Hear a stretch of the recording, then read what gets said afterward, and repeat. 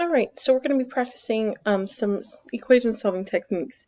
And I've been noticing on your work that you're having particularly difficulty with some strange equations, specifically functions involving square roots and absolute values. So that's going to be our function, though we also do some quadratic equations where they're not equal to 0 to start, which seem to also be giving you some trouble. So these are the ones that you need to have done by the end of the period, these 16. Your homework tonight is this 490, 491, 492, and 493, and 494. And we will also do some homework hints after we're done with the different types of equations. So I wanted to start with square roots because those seem to be giving you a hard time, and I want you to understand with square roots and with absolute value that they pose a very interesting kind of situation, because while the square root and the absolute value symbol both act as grouping items that group a problem together, they you can't distribute through them like you can with parentheses. You have to leave them intact. So we kind of have to take a different attack point at it, which basically means get the complication by itself. So instead of working it through a different way. So both of these problems I'm going to demonstrate are straight off the worksheet that you've been given. I did not number them, but you can figure out which number they are. So we got 33 equals 18 plus 3 times the square root of x plus 6. The first thing I'm going to do is go ahead and subtract 18 from both sides. And 33 take away 18 is 15. And so then we have 15 radical 3x plus 6. It's going to mentally double, 15. And so what we've accomplished in this step is moving things away from the square root, because our goal is to get this crazy thing all by itself. So now we're going to divide by 3. And we've got 5 equals the square root of x plus 6. And at this point now we will multiply both sides. Actually take this. Now that the complication is alone, our next step is to square both sides. So we'll have 25 equals just x plus 6 because it undoes the square root. And so then we subtract 6 from 25, which gives us 19 equals x. And I have been noticing quite frequently that when you get to problems like this, they scare you a lot and you don't really seem to know what to do. You're not sure where to start, and that causes all sorts of difficulty.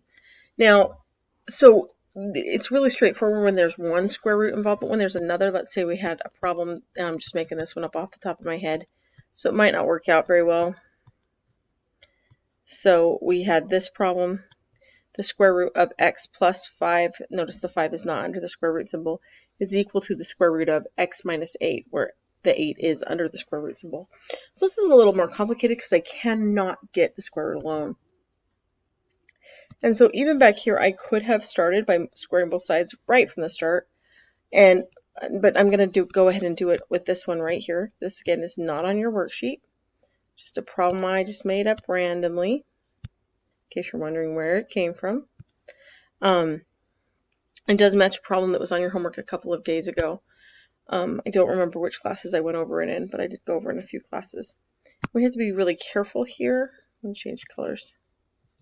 To make sure when dealing with this that we deal with this side very carefully. And this x minus 8 just becomes x minus 8 because it's contained in the square root. This one we have to make sure we've got that. That's x, the square root of x times the square root of x is x, plus 5 square root of x, plus 5 square root of x, plus 25, which becomes x plus 10 radical x plus 25 equals x minus 8. And so now I'm going to go ahead and move and subtract x from both sides. 10 radical x plus 25 equals negative 8. And this is not going to work. Actually, it's going to work just fine. Just kidding. Nice when things work out. And so we have 10 radical x equals negative 33. So divide both sides by 10. The square root of x equals negative 3.3. Then I square both sides, and x equals, get a calculator for that one. I don't have any idea.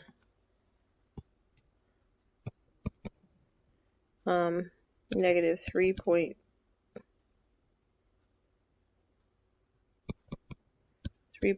make it negative, then square it, 10.89. And so it's a more complicated process, but it still works. There are none quite exactly this hard on your homework, but I just wanted to bring that up for square root problem. And in the next video, we'll just go ahead and do the absolute value in this video as well, because they're very similar in the sense that we want to isolate the absolute value. And so with this, we're going to go ahead and subtract 6 from negative 21. We get negative 9. Absolute value of 9 plus 2x, close absolute value, equals negative 27. Divide both sides by negative 9. And we get 9 plus 2x, absolute value of that equals 3. And this, now that we've isolated the absolute value. So if you'll notice on both of these, our original goal was to isolate the complication. So the complication of this one is this square root mess. The complication in this one is this absolute value mess. And so our goal is to isolate the complication. And so that's an important distinction. So now that I've done that, this is where absolute values get a little tricky. With absolute value equations, we're talking about how far away we are from 0, for example, or just a distance problem. And so in this situation, we're talking about this quantity that's inside the absolute value is 3 when I take the absolute value of it, which means it's 3. That's straightforward. Or it's negative 3 because the absolute value of negative 3 is also 3. So absolute value equations have 2 answers most of the time. Or no answers at all, but usually 2.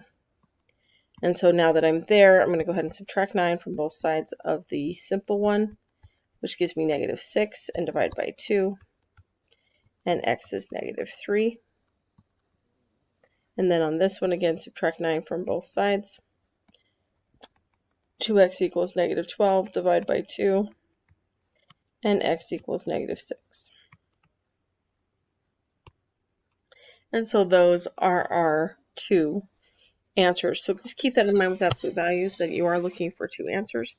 In our next video, we will discuss the quadratic equations, and good luck.